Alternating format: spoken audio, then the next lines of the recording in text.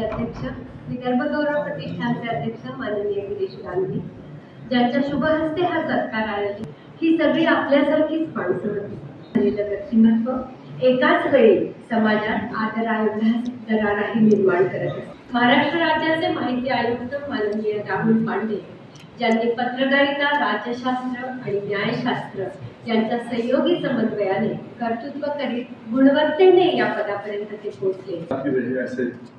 Nagpur bench के Bombay high court जज फिरोज साहब बनाने में जिनका बहुत बड़ा योगदान रहा है, राहुल पांडे आज स्टेट का चीफ इंफॉर्मेशन कमिश्नर करे और इसका आप लोग हमारे बीच में आए. गेल्या अनेक वर्षांपासून सातत्याने जोपासली आहे. या तीनही सत्कार मूर्तींचा सत्कार आपण आज इथे करतोय. हे तीनही सत्कार मूर्ती विदर्भाच्या काळ्या मातीतलं कसदार असं गणित आहे. आमूलाग्र बदलणे आवश्यक आहे. त्यासाठी न्याय प्रस्थापनेला अग्रक्रम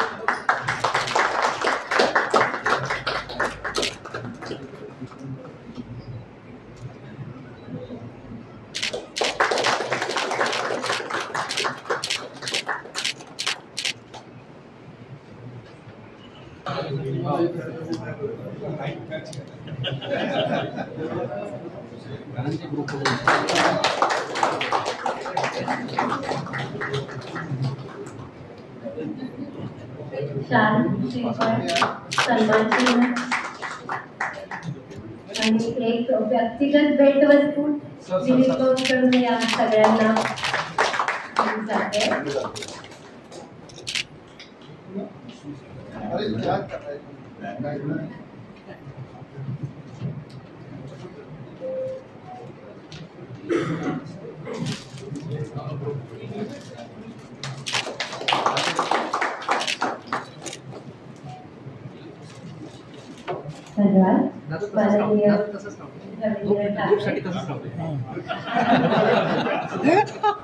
माननीय रवींद्र ठाकरे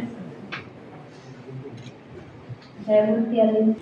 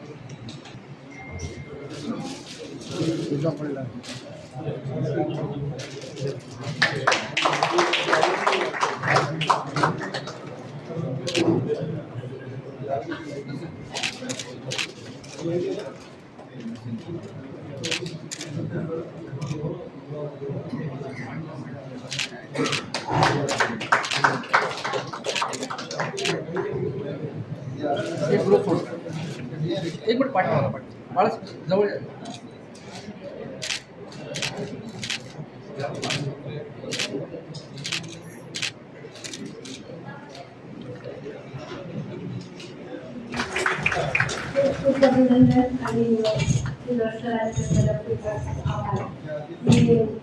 सगळ्यात आधी आमंत्रित करते. आनंदाचा दिवस आहे. आपल्या लोकांनी केलेला सत्कार स्वीकारताना मला मनस्वी आनंद झाला. गेली 5 मे रोजी या पदाची मी सूत्र स्वीकारली. पत्रकारितेतून एकदम वेगळ्या क्षेत्रात जाण्याचा योग आला. पत्रकारितेतली धावपळ, पत्रकारितेतले सगळे परिश्रम, वेळी अवेळी काम करण्याची सगळी सवय आणि या ठिकाणी एकदम शिस्तबद्ध असलेलं काम, त्यामुळे या नव्या जबाबदारीमध्ये रुळताना थोडासा वेळ लागतोय, परंतु माहिती अधिकार अधिनियम 2005 याचा अभ्यास करून प्रामाणिक तरुण भारतला मुख्य वार्ताहर म्हणून जबाबदारी सांभाळली होती। त्यावेळेस सर्वाधिक मदत जर मला कोणी केली असेल आणि मी माझ्या जबाबदारीत यशस्वी झालो असेल तर तो आहे विकास वैद्य।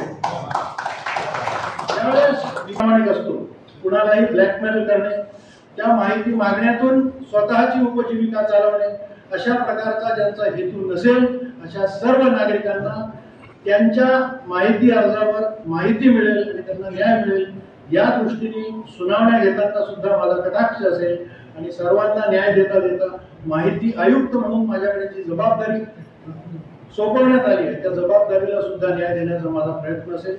आज या ठिकाणी विदर्भ गौरव प्रतिष्ठान आणि प्रेस क्लब पत्रकार भवन यांनी माझा जो सन्मान केला त्यासाठी मी या सर्वांना मनापासून धन्यवाद देतो। आपण सर्वजण या ठिकाणी मोठ्या संख्येत उपस्थित राहिलात आणि आमच्यावर प्रेम व्यक्त केलं यासाठी मी आपल्या सगळ्यांच्या ऋणात राहू इच्छितो। धन्यवाद। माझं जे काही पद होतं ते ज्याला आपल्याला एक धडा होता बघा, आतल्या आणि बाहेरची। आम्ही प्रशासनात असताना जी काही भूमिका राहते माहितीच्या अधिनियमाबद्दलची आणि अर्जाबद्दलची आणि अर्जदार जेव्हा येतो आणि वस्तुस्थिती तशीच आहे, कारण आता 2 महिन्यांमध्ये मी पण तो अनुभव घेतलेला आहे। त्या अर्थाने याचा जो लाभ होतो आहे तो जो 5% जे लोक आहेत ज्यांचं जिनाई ज्याला आपण म्हणून की डिफिकल्टीज आहेत त्या सुद्धा या दरम्यान मला 2 महिन्यांच्या कालावधीत अनुभवायला मिळालेल्या आहेत। तर तसंच परस्परच आता म्हणजे असे पण निरोप यायला लागले की तुम्ही रुजू झाल्यापासून परस्परच आता ते लोक बोलवतात आणि त्यांची कामं व्हायला लागली। मला वाटतं ही एक चांगली बाब या निमित्ताने होते आहे। जस्टिस किलोर सरांचे मनपूर्वक आभार व्यक्त करतो आणि आपण सगळेजण एवढं जिव्हाळ्याने या ठिकाणी आलात त्याकरता पुनश्च असंच आपला जिव्हाळा कायम ठेवूया अशी अपेक्षा करतो। धन्यवाद।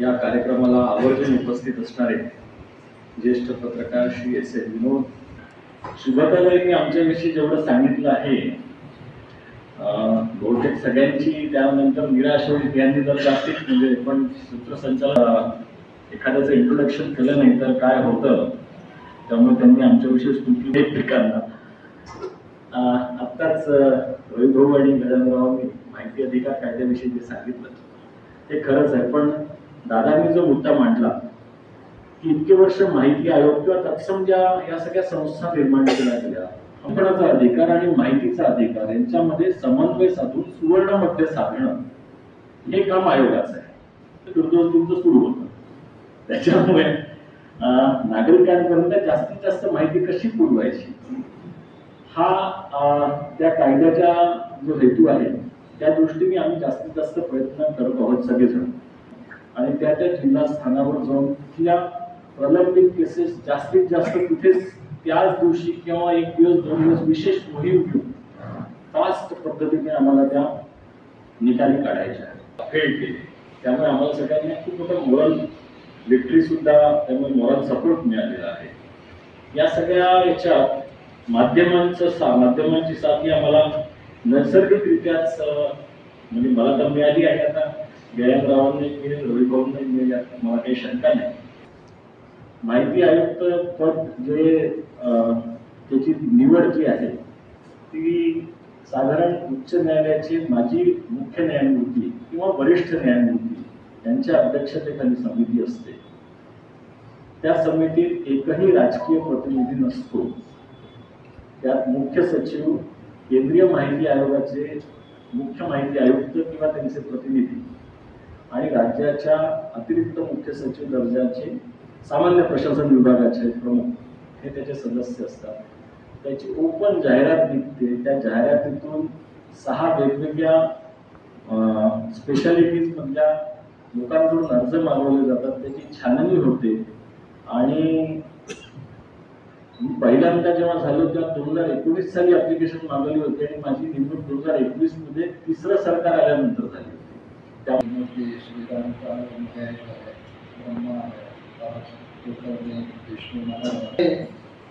त्याला बळी पडत आहे म्हणून या कार्यक्रमाच्या माध्यमातून जर समाजामध्ये जिव्हाळा निर्माण होणार असेल तर त्याचा आम्हा सर्व नागपूरकरांना आनंदच होणार आहे. त्यांची जी कारकीर्द होती ती सर्वसामान्य शेतकऱ्यांना न्याय देणारी किती प्रखरतेने ती जाणवत होती ते मी स्वतः अनुभवलेलं आहे. त्यावेळी तरुण भारत वाचनाने असा एकही दिवस जात नव्हता. ती परंपरा राहिली गेली याच्याबद्दल मला काही सांगता येणार नाही, परंतु ज्यांचा उल्लेख शुभदानी केला, वामन तेलंग असतील, बाकीचे लोक असतील, विदर्भामधले जितके काही साहित्यिक त्या काळामध्ये घडले असतील, कवी निर्माण झाले असतील, त्याचं महत्वाचं श्रेय फक्त तरुण भारतात.